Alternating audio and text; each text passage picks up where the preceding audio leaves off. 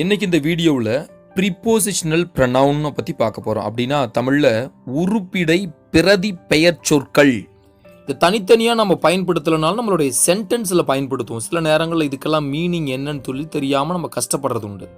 இதுக்கு பார்த்தோம்னா in me என்னில், இன் ஹிம் அவனில், இன் இட் அதனில், இன் யூ உன்னில், இன் யூ உங்களில், இன் ஹர் அவளில், இன் அஸ் எங்களில் அல்லது எம்மில்.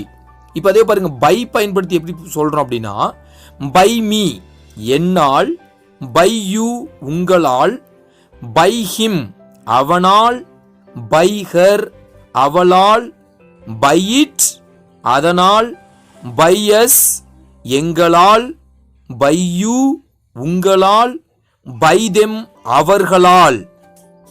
இங்க டு எப்படி பயன்படுத்துறோம் அப்படின்னு பார்த்தீங்கன்னா டு அஸ் எங்களுக்கு அல்லது நமக்கு, டு இட் அதற்கு, டு யூ உனக்கு, டு யூ உங்களுக்கு, டு மீ எனக்கு, டு ஹிம் அவனுக்கு, டு ஹர் அவளுக்கு, டு தெம் அவர்களுக்கு அப்படின்னு சொல்லி பயன்படுத்துறோம்.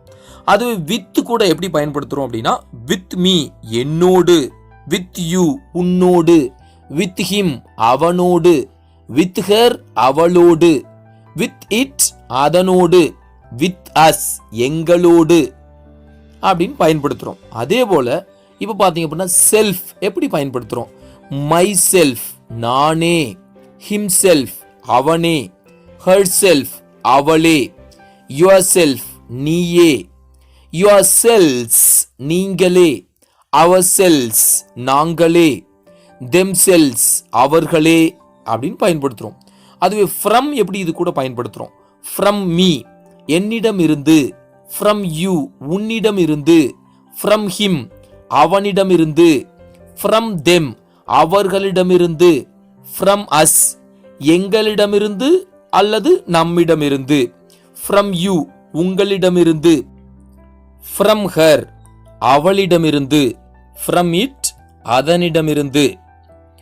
இப்போ இன் தெம் அவர்களில் அல்லது அவைகளில், வித் மீ என்னிடத்தில் அல்லது என்னுடன், வித் ஹிம் அவனிடத்தில் அல்லது அவனுடன், வித் இட் அதனிடத்தில் அல்லது அதனுடன், வித் யூ உங்களோடு அல்லது உன்னோடு அப்படின்னு ஒருமையில சொல்லலாம்.